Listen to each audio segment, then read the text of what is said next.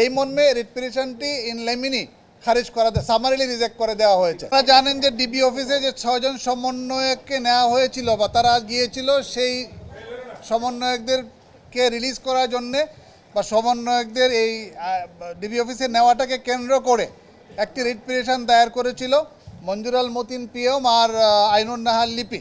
ওনারা পিটিশনার হয়ে রিট পিটিশনটি দায়ের করেছিলেন।